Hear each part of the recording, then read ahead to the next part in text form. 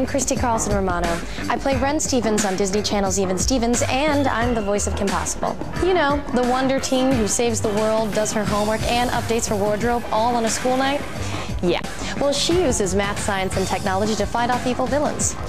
But seriously, I have some really cool friends who find these subjects helpful in solving real problems. They are the Treehouse Detectives, and you can meet them on NASA Sci-Files. They're going to be traveling to places that we can only dream of going. So, join in the adventure and help the Treehouse Detectives solve their newest case.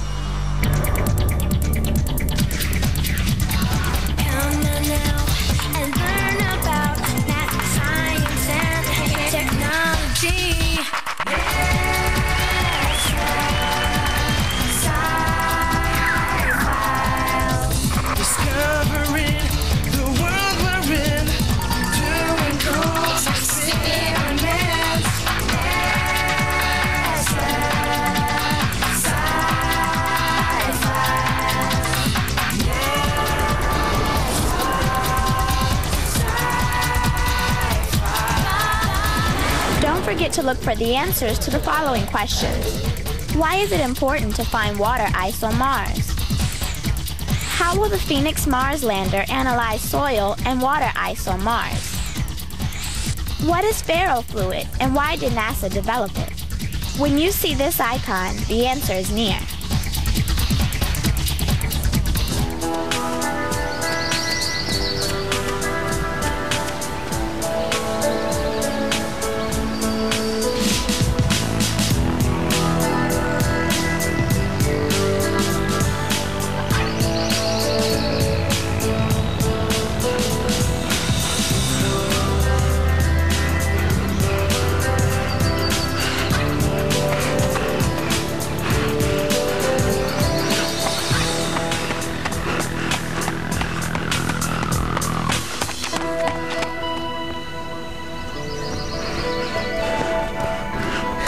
So, good job, Bianca. Next time I think we need to slow down a bit because I don't want you to pull muscle or anything. Actually, I was thinking about picking up the pace a little. Me too, but let's think about this realistically. We still have a few years before we have to take the physical test to be astronauts, and I think we should take it easy, you know, at first. RJ, we're talking about possibly being the first astronauts to travel to Mars. I think I'll go ahead and run home. That's 2 miles. Have you considered speed walking? It's okay. I'm expecting a letter. I think I'll just shoot for going to the moon.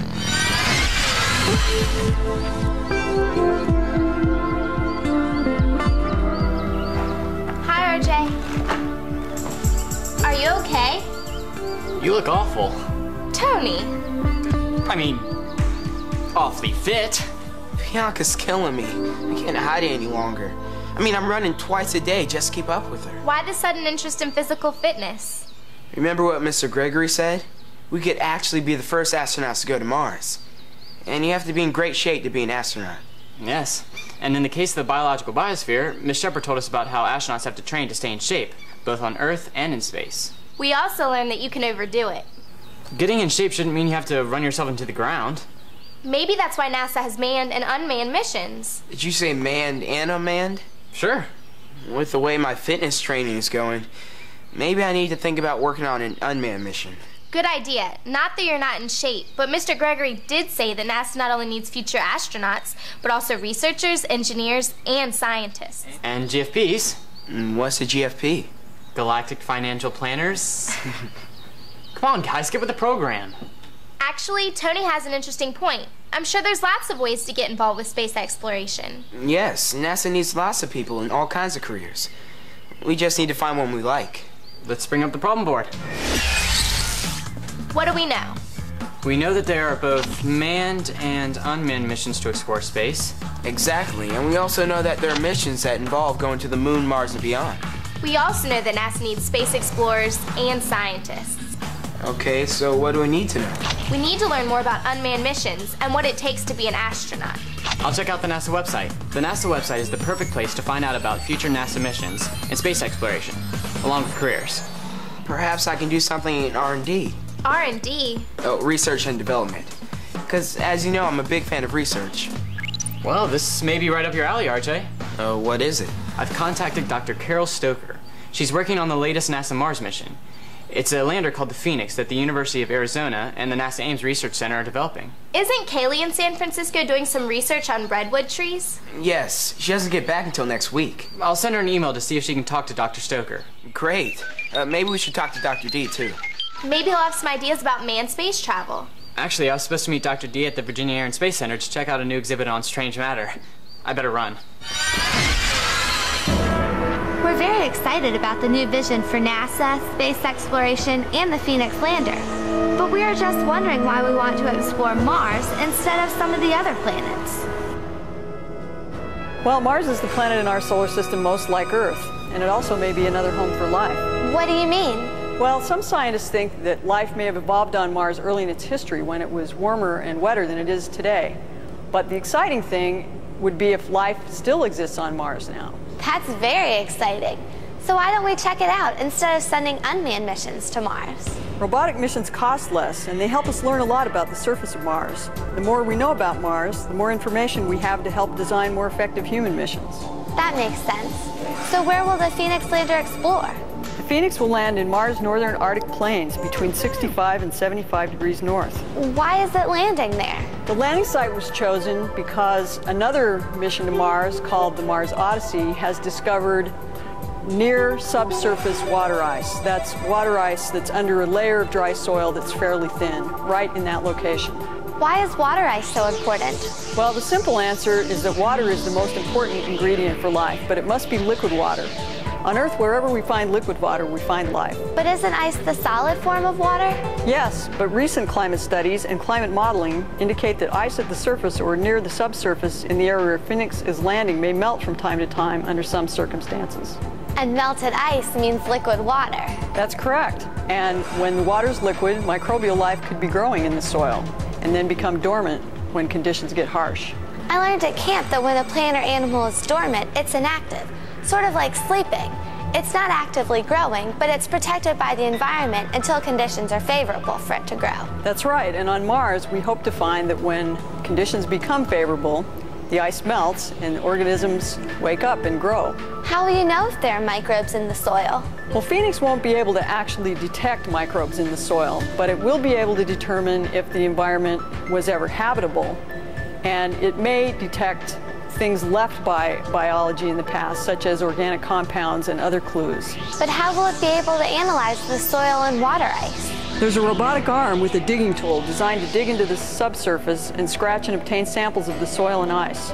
Those samples will then be placed into instruments that will analyze the samples for such things as the type of minerals in the soil, any organic compounds, the chemical properties, and much more.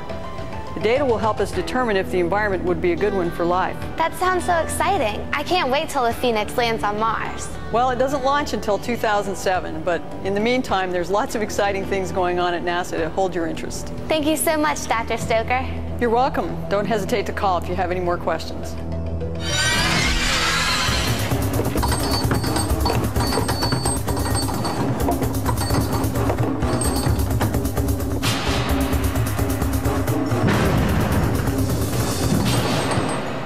Hi, Tony.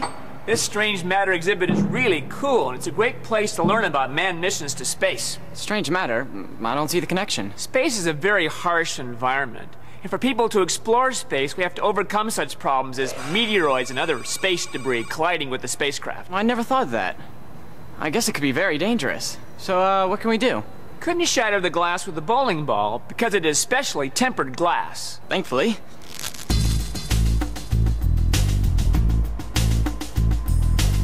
Space is really important to have materials that don't shatter upon impact.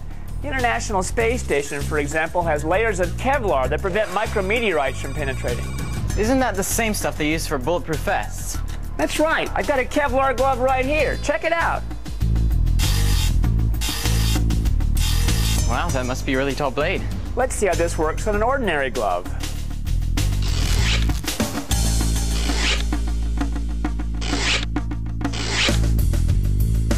I'll take the Kevlar glove. Good choice. Now, what else about space is harsh? Well, I would think it's extremely cold in space. Yes, it is. Insulation to protect from extreme heat and cold is critical, like the display on soap foams. It's pretty impressive. What does that have to do with insulation? Let me show you. Here, take this piece of aerogel. It's sometimes called frozen smoke. It's the world's lightest solid, which means it's the least dense. You're right. It weighs a lot less than I thought it would. A piece the size of a human body would have a mass of less than half a kilogram, or about a pound. It's mostly air, about 99.8%. Oh, I see. It's like the soap bubbles. They're mostly air. It turns out that air does a great job of insulation, either keeping heat out or preventing heat from leaving. Let me show you. Here, hold this balloon on the opposite side of the aerogel from the microtorch.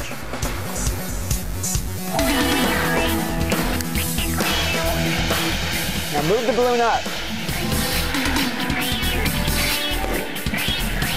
That torch looks mighty hot, but nothing happened to the balloon as long as the aerogel was right there. Try touching the aerogel. Is it hot? No, not at all.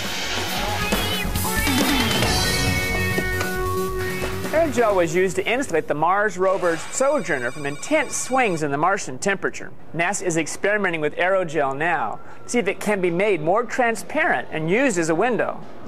What about radiation in space? Isn't that a difficult problem? That's right. Astronauts need protection from radiation. The atmosphere and the Earth's magnetic field protect us from these things.